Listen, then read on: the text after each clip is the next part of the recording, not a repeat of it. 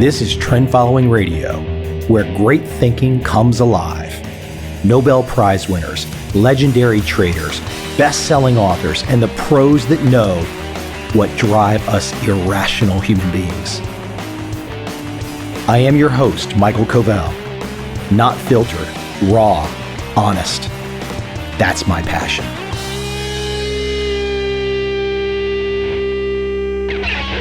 I want to share a story about digging for information, doing research. Maybe you think this is important in your world. Maybe you don't think it's important. Maybe all you know how to do is a Google search. Let me share with you right now. A Google search is going to give you just about nothing when it comes to original content. Original content comes from going to the original sources. That's the way it works. It's always going to work that way. And guess what? Some of the most original content from the most original sources, it's not online. Let me repeat. It's not online. You have to go find it. Now, I've gotten pretty good at this over the years through my own tenacity, knocking on doors, asking to meet with people, asking for interviews, going to have lunch with people, dinner, conferences, traveled the world to do this, to learn how to do this. I didn't necessarily have a plan, but I learned that if you show up, magic can happen. If you don't show up, no magic is going to happen. Meaning if you sit there in your house, in your room, or whatever, and you think to yourself, I really don't want to go there. I know what's going to happen. I can already predict it. No, you can't. You have to go. Now, at some stage of the game, you get a handle or a feel for this, and you can better understand what might be not valuable to attend.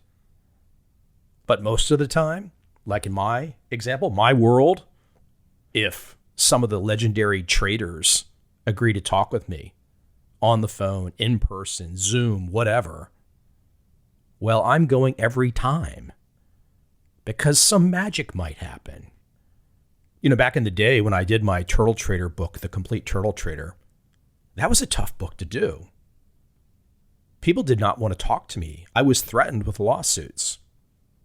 But one guy started popping up on my radar. There was no information about him. His name was Mike Shannon. Mike Shannon was a turtle trader, for sure, 100%. But there was very little information about him. And another turtle named Earl Kiefer had told me about Shannon. And Earl had hinted at some interesting information about Shannon. Now, of course, here I am. I'm in the process of digging. I'm in the process of collecting. I'm in the process of not knowing what the hell is even going on. Because even when I wrote this book, there was so much mystery still surrounding the turtles. So this guy, Earl Kiefer, another turtle, he hints at something about Mike Shannon. I get a contact for Shannon. He's in Australia at the time. No Skype or anything like that. So I had to get some crazy phone card to call Australia. I remember it being really unusual to reach him. Now, the sad thing is both Mike Shannon and Earl Kiefer, both men I'm talking about today, have passed on. So in many ways, I feel like the keeper of the flame. I have information. I have interviews with both of these men that have never been released. Yes, of course. I have thoughts about that. I have ideas about that. Stay tuned. But I remember the interview with Shannon over the phone, and he was kind of cagey. And ultimately, I think I asked him something to the effect, is there anything that I've not asked you about that I should know? This kind of typical catch-all question when you're dealing with a cagey interviewee. And he said something like, well, yes, I'm a criminal, or something to that effect. And so he told me that he had been, I think he told me he was an FBI or DEA, Drug Enforcement Agency, contact, or a, behind the scenes guy, an informant. And I always thought that was interesting. I had no more information about that. He explained what you will hear shortly. He explained kind of how that happened. But I wanted more information ultimately. After the interview was done, after the book was written, I got curious about this guy, Mike Shannon. Now, here's the secret. If somebody passes on, you could ask the government for more information. So Mike had passed on, rest in peace. So I asked the FBI for any files that might exist on Mike Shannon because I was terribly curious. Now, I made this request in 2019. It's now 2024. They told me in 2019 it could take upwards of 2,000 days to fulfill my Freedom of Information request. So I'm still waiting. In fact, if any of you intrepid youngsters out there know something about getting the process of a Freedom of Information request through the FBI quicker, please drop me a line. Now, I don't expect anything nefarious to show up. Mike was a really open guy, and he told me all kinds of stuff. But I'm a digger, and I was really curious, and I'm still curious, waiting for all these years. I mean, it's kind of a side burner thing. I'm not really waiting, At one point in time in the future, I expect I'll hear something. But there's this very large FBI file on Mike Shannon. And that just makes me curious. Because the turtle story is one of the greatest stories ever. Not only is it a great story, big picture, Rich Dennis, Bill Eckhart, the teaching part, but the individuals, at least some of them, were off the chart characters. I mean, the kinds of people that if you're writing a Hollywood script, you can't make this shit up. Now, of course, my friend Jerry Parker, who has appeared on this podcast many times, is one of the most normal guys you will ever meet or know. He's a straight arrow. And many people in the Turtle program were straight arrows. But there were some characters. And this whole hodgepodge of characters makes for an interesting story. So today I want to play, and I've played this before, but I want you to hear a little bit from the turtle trader, Mike Shannon. Hopefully there's something in his voice, some nugget that you walk away from hearing and say that was helpful. Without any further delay from me, reaching back in time, here's a little Mike Shannon, the turtle trader.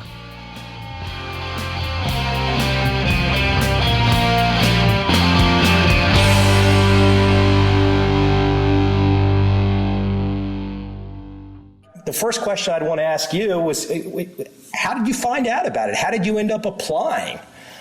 I mean, it's a great story. I hope you got your tape recorder on. I was working as a broker, and I was a very, very bad commodities broker. And I mean, I was really, really bad. I was working for a company called Agra, Gill and Duffus. They no longer exist. I think they were absorbed by Collins Commodities, and Collins was absorbed by, I don't even remember. Anyway, some of the floor brokers had come up to my office after the pits closed, and we got to talking, and they found out about the first-year turtle program, and they were all like keen to apply, and of course none of them did. And I made a phony resume, and I sent it off to Richard Bennett, and he sent me back a test in the mail, and I think there were 5,000 applicants. I think this is according to Dale DeLutri and Bill Eckhart, and so I got this test back in the mail, and I'm reading it, and I have no clue of how to answer these questions successfully. So I just kind of put it aside for a while.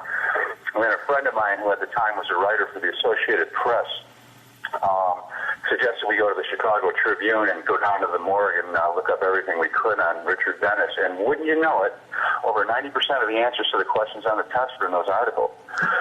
So I filled out the test, sent it in, and did a little background on Richard. My offices were in the Chicago Board of CBOE Annex behind Richard Dennis's office at 141 Jackson. So I got an interview with him, and I knew that he didn't like to wear shoes. He hates suits and all that, so I just wore a beat-up old sport coat, pair of jeans, pair of top-setters with no socks, and just a regular sports shirt. Went in, and he and I had a meeting, and it turns out we had one thing in common. We like to play games like Risk and some of the Avalon Hill military games. And And we talked about it, and we talked a little bit about salary, which was pretty nominal at the time. And I thought, yeah, maybe I have a shot, maybe I don't. And much to my surprise and delight, 2 weeks later, I get a call from Dale DeLucia telling me I'm one of the drills. And you were the first class. So I basically lied myself into the job. You were the first class, right? Second. You were second class, okay. Yeah, I was at the second group. Yeah, I know Richard knows all this. I actually, a couple of years later, we were he used to throw these lavish Christmas parties, and I took him aside and I said, my resume was just made of whole cloth. In fact, I quit school when I was 16 years old. Although I mentioned I had college on my resume, and he thought it was pretty humorous because I did perform very well for him. Yeah. Which only goes to show you don't need a PhD from Harvard to be a turtle. Well, I talked to Mike Covel, and he had his Harvard MBA, and he was kind of surprised that he got hired. Yeah, Richard actually preferred people that had little or no finance background because, you deal with guys like he was with the CIA. Michael Covel was a games designer. In fact, he was one of the designers of Dungeons and Dragons of all things. Well, I hope you just... Anthony was... I hope you just sent it out because I had a long conversation with Earl, and he never mentioned that he worked for the CIA.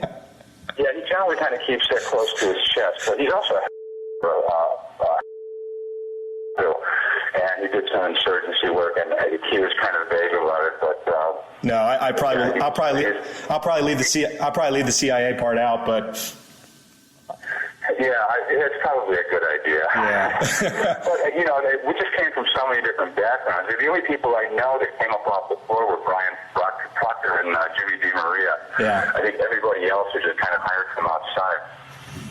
Yeah, so that was... the next thing you know, it was that quick. Just boom, boom. You're sitting here. You did some research. You found out about Rich. You submitted the answers in, but you weren't putting in a great amount of time to get through this whole process, and then you just got hired. Is that kind of what happened? That's pretty much it. At the end of the day, I did pretty extensive research on Richard Dennis and Bill Eckhart. Mm-hmm. Just to find out where their head was, so at least I'd be on some kind of a level playing field. Perhaps not intellectually, but certainly understanding them as people and stuff. And I think that was rather key. And I got to work. I think it was the end of October, early November that I got the job, and I started 2 weeks before Christmas for the training, which lasted all of 2 weeks. Then we took a Christmas break, and then started. I think the end of the first week of January. And the rest of the day is history. What do you, I've made a couple notes here just on things to ask, but I'm curious if you're, I've probably seen most of the research. I probably went through the same process you did. So I've seen, the old New York Times prints of the Pitt articles and a lot of those old Chicago articles. So I've had a chance to get a good feel for Rich behind the scenes too. But what if you were to give me your nutshell takeaway is of Rich and Bill as people and how you perceive them and your takeaways. I'm sitting back here as kind of like a third-party person, just admiring kind of what they figured out. And I'm just curious as to your view on it. Well, you have to understand, Rich, he started trading, and he was so young when he started as a soybean trader that he had to send his father into the pits to execute his trades for him because he just simply wasn't old enough. And I kind of like that because he was like 16, I think, when he started trading, 16, 17, something like that. And he started trading with all the money he saved up from delivering pizzas, of all things. And I found Rich is, he's reclusive, but he's affable. We were never really great friends, but he was never really great friends with any of the turtles. Bill Eckhart, on the other hand, was infinitely more accessible, and I spent a lot of time with Bill socially, and used to go out to his house on occasion and stuff. And I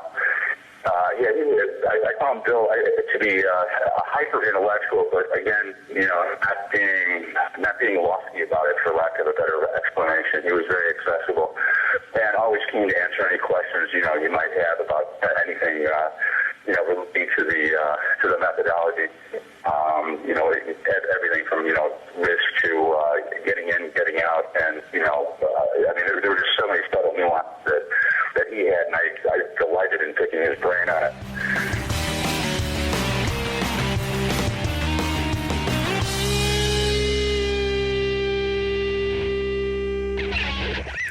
Mike, do you look back and have any memorable moments of either interaction during the time that you were, in the program, and any color that you might want to add? I mean, I should tell you this: in terms of interviews, you will be the last turtle that I speak with. You'll be my second to last interview. My last interview, actually, for this book, and you might chuckle at this, you might not see the connection, and you might have to wait for the book to come out to see the connection. But my last interview for this book is going to be Boone Pickens. Oh, really? Yeah. Boone Pickens. Yeah. I love the company. I've always wanted to meet him. I've always found him a remarkable, very sharp-minded individual. Wow, that's really interesting. As far as anecdotal stuff, let's see. When we first got there, Richard had leased a large office and set up cubicles for us to work in.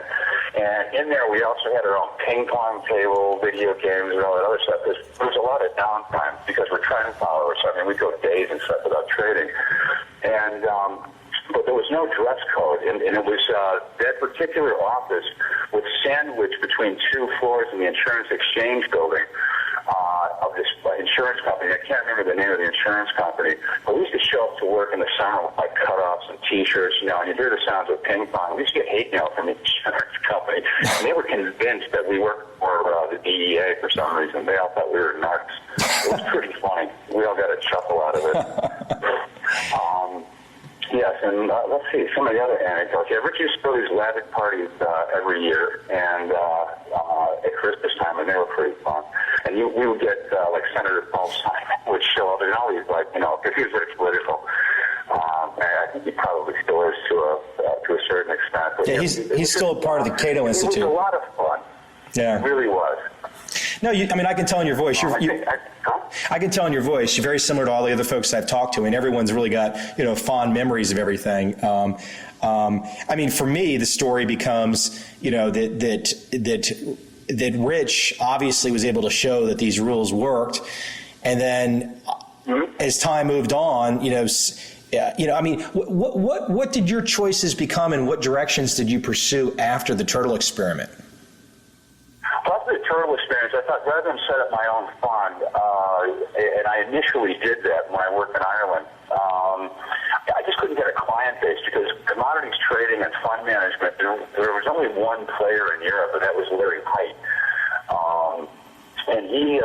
I was in Larry's office 3 days ago. Huh? I was in Larry's office 3 days ago.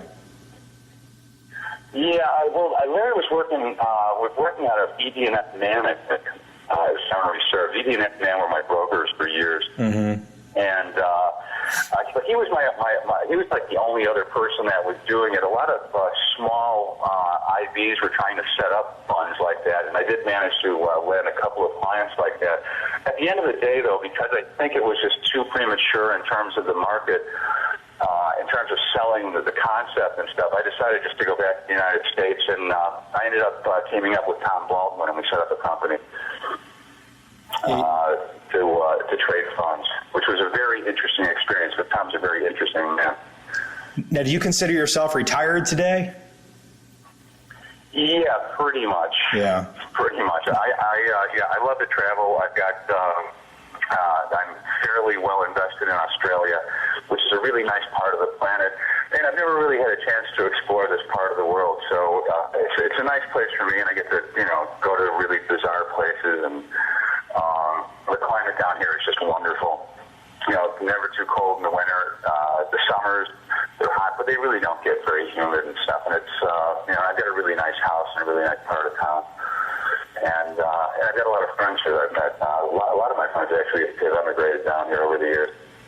No, I'm envious. You've been telling me about your travels the last 4 or 5 months of exchanging emails, and every time I'd get a little envious. But let me jump. Let's see. In the last 2 months, I've been to Auckland, New Zealand. By the way, never go to Auckland; it's a shithole. I've been to Singapore. I've been to Vietnam. I just came back from Fiji. Fiji was really nice. And if you really want to go somewhere, particularly if you have a girlfriend or a significant other of some kind, just definitely Fiji, because they're all private islands and they're just wonderful. And then I'm off to, where am I off to? Oh, I'm off to Indonesia next.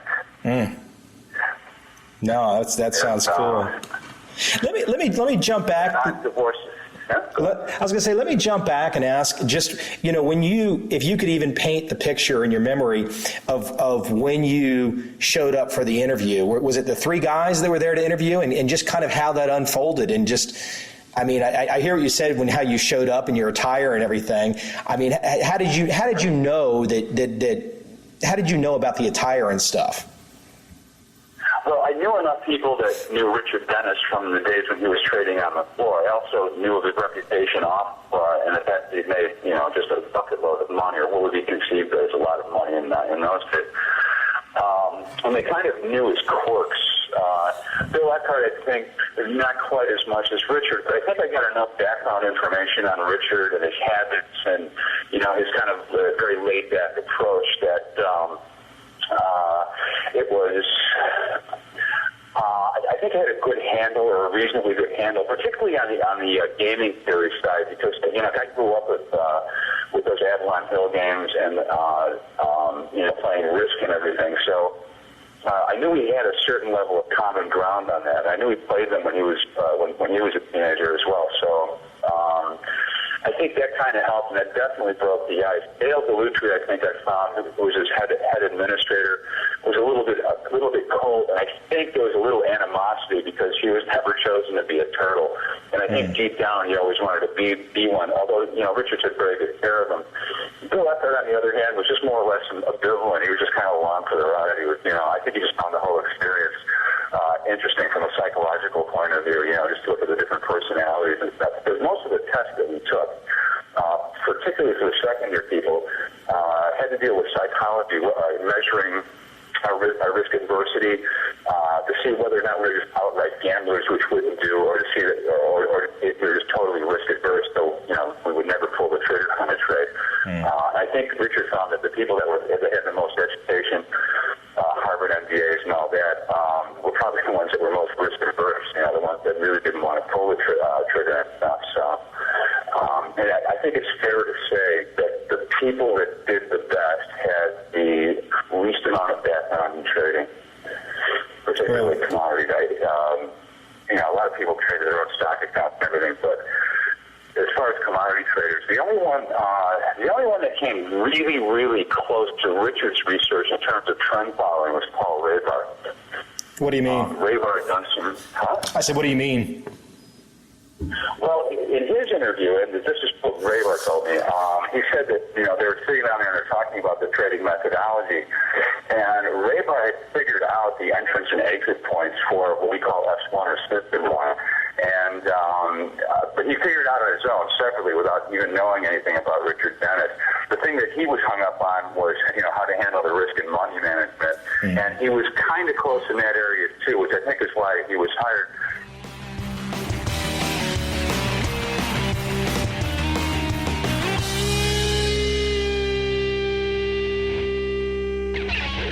It's funny. I think one of the ways described the whole atmosphere of everyone in the room, he described it to me as a mini UN. That it was a culturally, politically, sociologically, sexually as diverse group as you could possibly put together. Absolutely, and I couldn't agree more. I mean, yeah, it was. Everybody was just in their own place. I mean, like me, Tommy Shanks, Yuji Svoboda and stuff, we kind of hung out together, and Paul Raybar to a lesser extent. We got to know each other fairly well and stuff, and other people. I mean, there were other. I suppose I wouldn't want to use the word factions, but I mean there were groups that were a little bit more closely tied to each other, with the possible exception of Jeff Gordon, who spent most of the time sleeping in the office. Jeff Gordon. I don't even know what happened. I have no idea whatever happened to Jeff, by the way. Do you? We spoke to him. Yeah. He gave some. He gave some good insights. I believe he actually ended up leaving the program early over a disagreement with Rich. Yeah, what happened was Rich offered. There were two tiers. If you traded $1 million, you get 20% of new net profits. Conversely, if you traded only 100,000, and he was flexible like that, although we all took $1 million. If you traded 100 or 200,000, you get a much higher percentage return. And he had it figured out on a scale. And we calculated it. It worked out fairly similarly, except having them in dollars allowed us to diversify a little bit more and to be a little bit more accurate in terms of our unit size and our risk management. So we thought that was more prudent just to go with the $1 million line with C&D. You know, I'm curious from your perspective about, really top-notch folks when you were in the program. I've heard from an assortment of folks. I've probably heard more compliments about Jerry Zavoda and Paul Raybar than in terms of other turtles talking and saying, and just being impressed or admiration for those two. I don't know what your perspective is. Well, usually sat next to me on the desk. Usually, for some reason, loved gambling. I mean, loved being able to figure out ways to beat the house, not gambling in its classic sense. And he would just bugger off for 2 or 3 months at a time. So I was trading his account and my account simultaneously, pretty much for the duration of the Turtle project. That he was down in Vegas developing small microsystems that could read cards as they're being, shuffled and dealt at the blackjack table. In fact, he and Tom Shanks were both independently. They started their careers as professional gamblers. Using it's obsolete now, but they were using card counting methodologies, running teams, and stuff like that. It was very sophisticated stuff.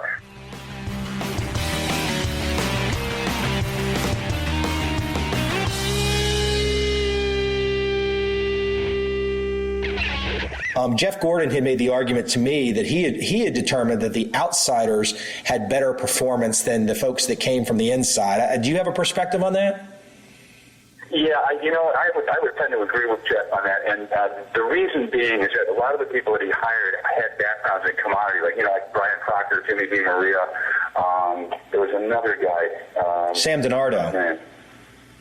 I'm sorry? Sam DiNardo?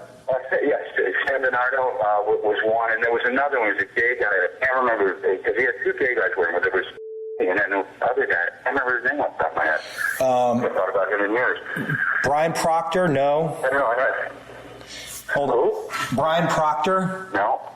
No, Brian Proctor was an insider. Sam DiNardo, Jimmy D. They were all insiders, and they didn't really perform that well. And I think that Richard's judgment, there was a certain level of nepotism, as opposed to just being black and white in terms of his selection. So I agree with Jeff. The people that he hired that were just completely outside of that group before we joined it and stuff probably did perform better. But we were trained better in the second year as well. We actually had a training manual that was developed, oddly enough, by Jeff Gordon. And that gave us a much better insight. It was a little bit more catch as catch can in the first year, as far as trading was concerned. The second year, when we actually sat down and in a proper classroom that he rented from some hotel, I think it was structured a lot better, and we were able to our learning curve, I think, was actually a lot steeper in terms of getting it right.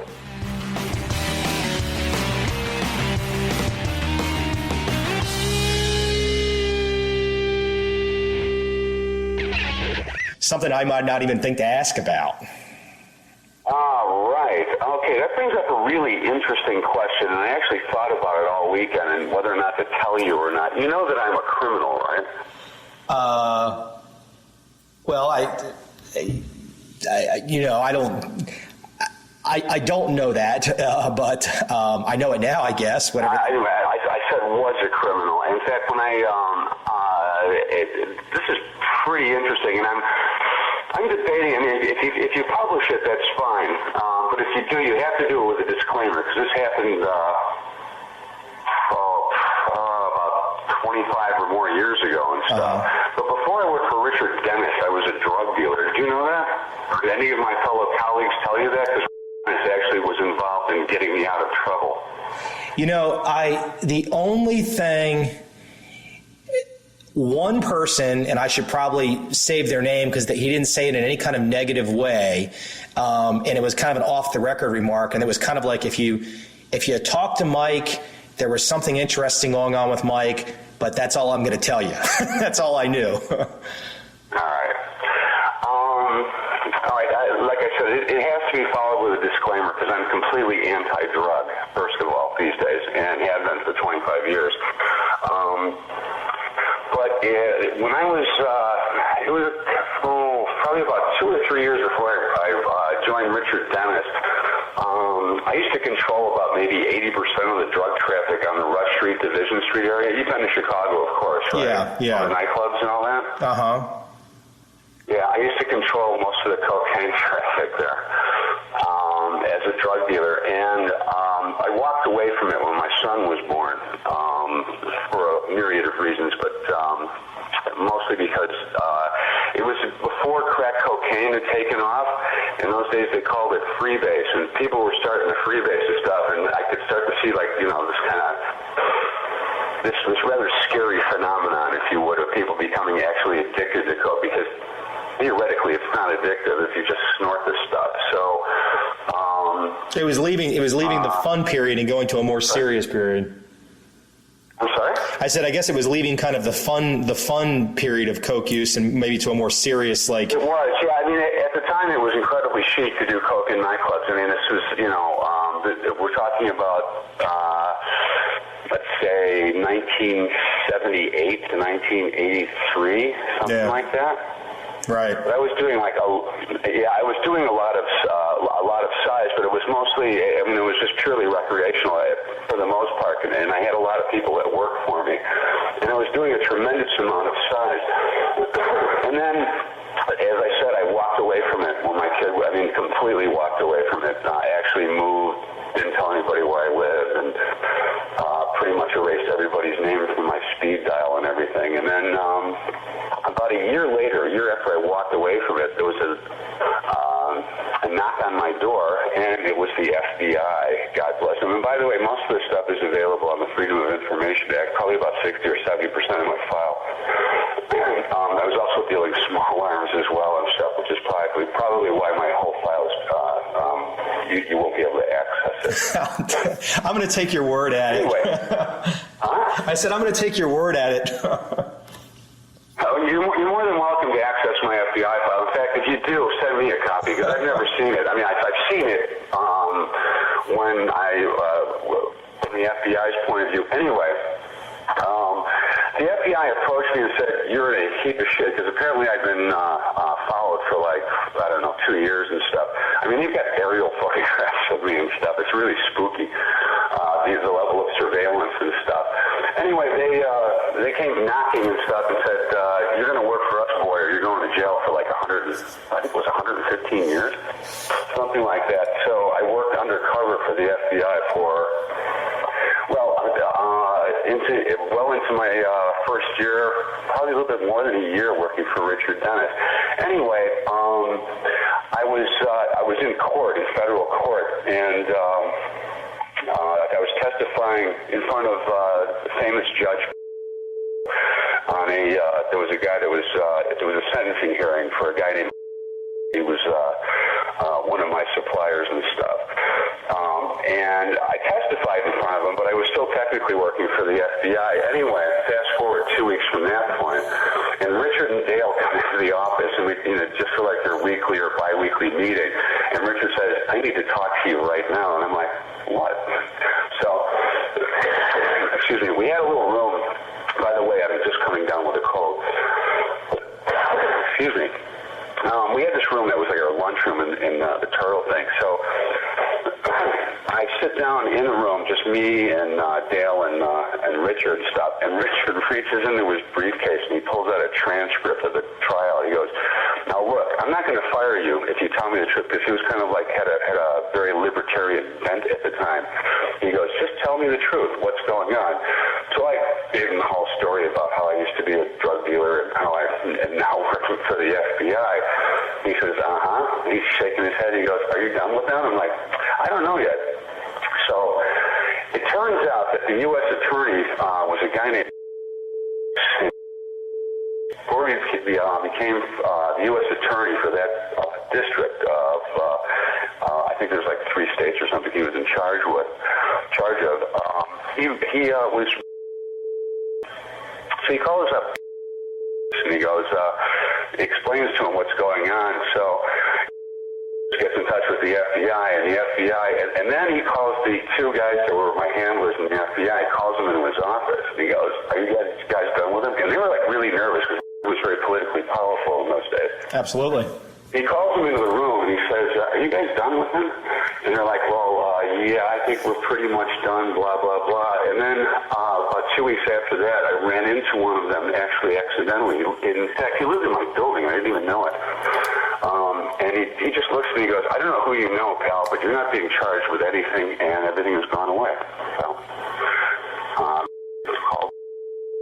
it was the U.S. Attorney's Office and asked him a favor, and I was never charged. Interesting. So I have no criminal record. So is that something that was discussed in the Turtle Room? I mean, obviously, the person that mentioned No, but I'll tell you, but here's a couple of interesting asides. I mean, there were rumors around, obviously, because of that situation. I think that's what I got was a rumor.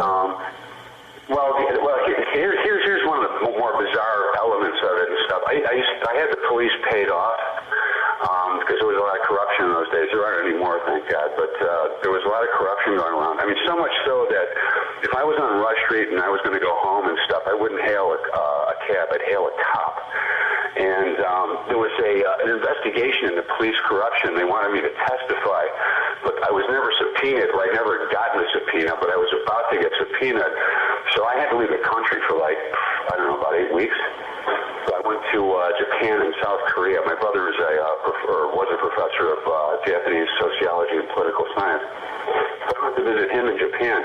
Interestingly, because of his connections with the CIA, offered to, there was some safe house like in Monte Carlo he wanted to send me to for like 8 weeks. It's pretty funny. Yeah. So anyway, I obviously didn't get subpoenaed and, of course, never testified because you don't want to testify against the police. They carried guns, okay? So, yeah, they were all supportive of it and stuff. It was the guys on the floor. Evidently, there was a rumor going about that I was a narc or some shit like that. So I got the cold shoulder from some of the phone clerks and some of the pit guys and stuff. But that only lasted a couple of months. Yeah.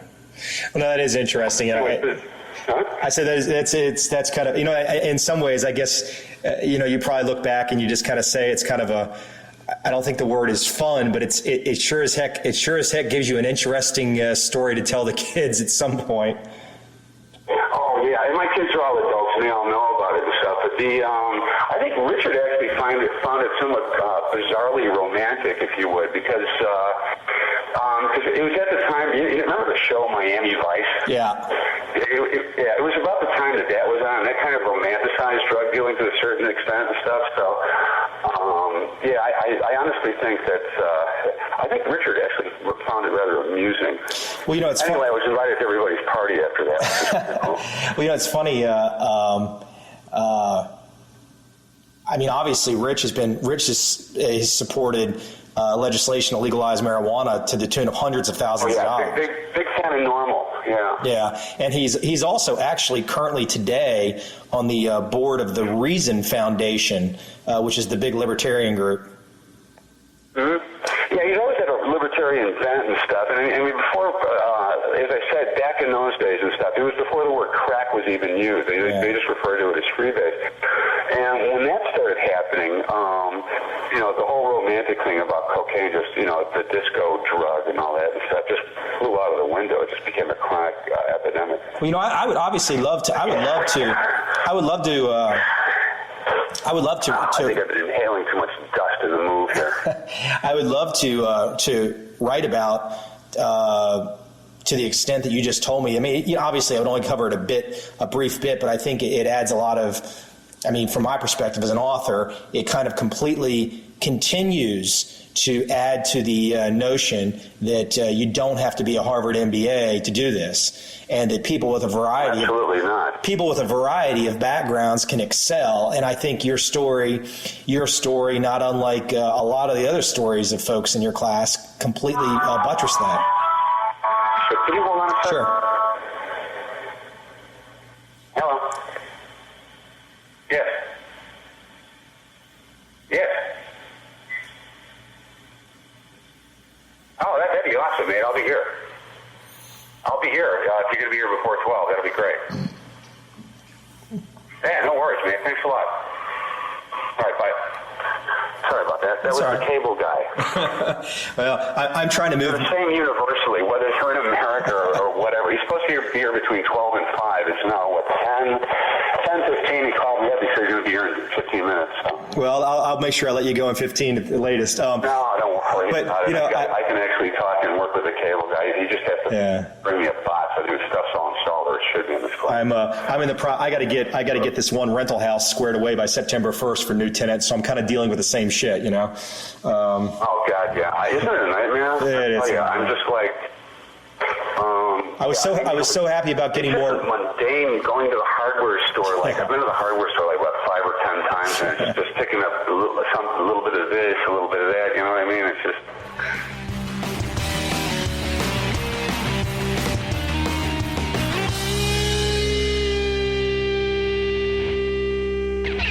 Yershi just loves screwing casinos. I mean, he just found it the most fascinating thing in the world. And, Yershi actually, you know what, I think it's conceivably possible. I think he might have had a PhD, but it was from his home country. I think he was Czechoslovakian or something. Yeah. But he's one of those guys that jumped the wall during the Cold War and stuff and came to America to better himself. How he ended up as a turtle is a damn mystery to me. I never really asked him about that and stuff, but I knew that him and Tom Shanks I'm sorry? I knew that him and Tom Shanks got hired on the same day, and Shanks actually heard about the interviews from him. Oh, really? Yeah. Well, that makes sense because they were both professional gamblers. I mean,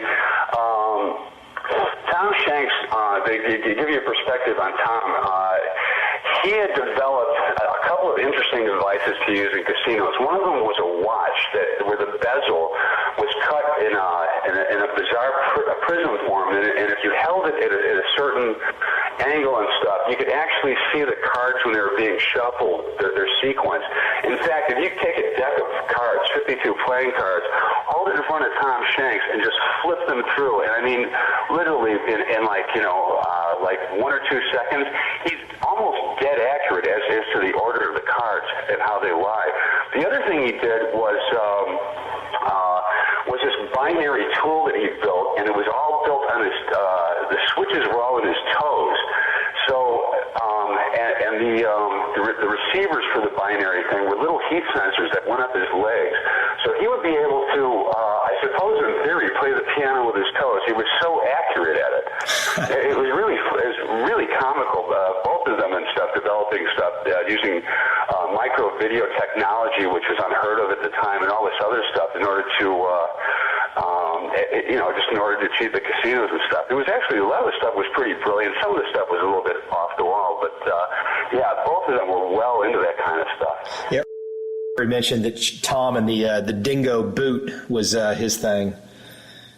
Yep, that's the one, and that's how it worked. It was all toe switches and heat sensors up his legs. Yeah. And a little microprocessor that was strapped to his back.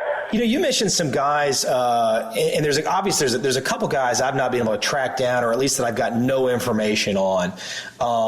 I mean, I know the story of Jim Melnick to some degree because Sam DiNardo sat next to him and Sam told us the story. But did you have? I mean, when you were there, did you have interaction with a guy like Jim, or was it? It's funny. Jim lived like in Cicero or some Berwyn or some western suburb, which is really bizarre. I think he lived upstairs from a grocery store or some shit. I have no idea how he ever became a turtle because he was just so profoundly laid back and stuff, and he was just a rather odd fellow. He was very quiet and stuff. I know we went out and I got pissed a couple times with him, and me and I think maybe Tom, possibly Paul Raybar was there and stuff. And he reminded me of like a truck driver who just like, by magic became a turtle, and he still couldn't believe why or how. Yeah, he was rather a funny character. But as far as where he is today, I have no clue at all. Yeah, I've been trying. The way he got hired, at least the way Sam described it, is that he decided he had read something on Rich. He wanted to meet him, and he got a security guard job at the CBOT. And every day for several years would just say, "Hello, Mr. Dennis," and eventually that was what got him in. You're kidding. God, yeah. You know what? That honestly sounds like Jim Melnick. I mean, he would refer to blue jeans as dungarees. I'm like, where is this guy from? You know? Yeah, it was very, very strange. And like I said, he was very quiet. He's very mercurial kind of person and stuff. So nobody really knew a lot about him. But it's interesting that you say that and stuff. That would definitely suit his personality. Him becoming a security guard just so he could meet Richard Dennis. Yeah, let me ask you, because I don't think I'm going to find time with him. He hasn't had a public comment in, gosh, I don't know how long. I've got some good stories about him and everything, but just your general impressions of being with Paul and everything. I mean, I've got a lot of feedback from folks that were really close with him in the second class, but I'm just curious if you have any perspectives or insights. I mean, he's obviously, for measurement purposes, after the turtle experiment, he's hands down the second most successful behind Jerry. But I'm just curious as to what your feeling might be. Well, he actually, I think of all the turtles and stuff, Paul, Ray Barr, and Tom Shanks, the three of us were probably the closest of any of them. And Paul was a concert pianist, number one, and two, he was a medical school dropout. He actually was going to become a doctor, and he's an absolutely wonderful man. The thing is, he is so he's one of the most private people I've ever met. I mean, once you get to know him and stuff, he's fine, but he does not like the limelight at all. He used to live on the West Coast, but he found out that he's actually allergic to sun and prone to skin cancer, which is why he moved to the East Coast. And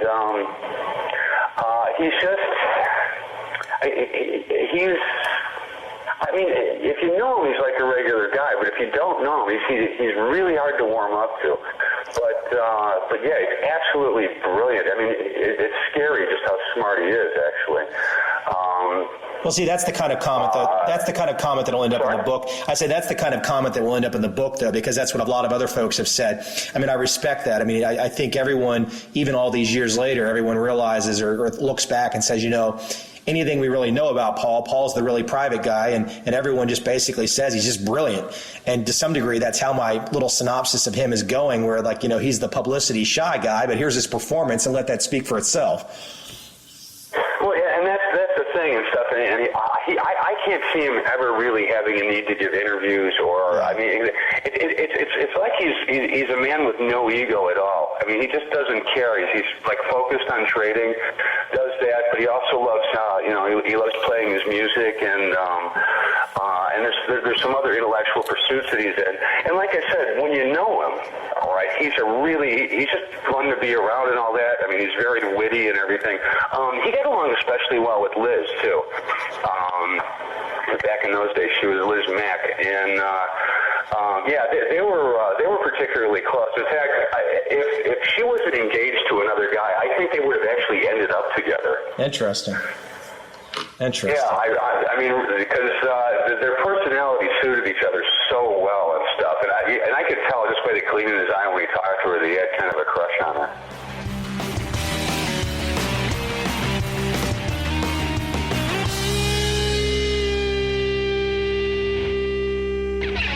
Let me throw one at you. One that I've been kind of pondering. Rich has publicly said, and he said it kind of in a way of like, oh gosh, I hope we came before that. But he was asked in an interview in 2005 whether the movie Trading Places influenced him. And I got to be honest with you, I have a hard time believing, because it did come out about 6 months before he started the First Class. In my mind, have a really hard time believing, whether it was consciously or subconsciously, that movie about commodity trading in spring of 1983 did not influence the most successful commodity trader in the city of Chicago on his turtle experiment. I mean, am I completely barking up the wrong? Let me me put it this way, and bluntly, you bet your ass it had a fucking gun. It absolutely did. Whether he denies or not, of course it did. So yes, it was based on trading places. Yeah. Absolutely. Yeah. There's no question in my mind. I never asked them about it. Oh, actually, I did. I think I asked Bill, and he told me about that indeed there was a bet between Bill Eckhart and Richard Dennis.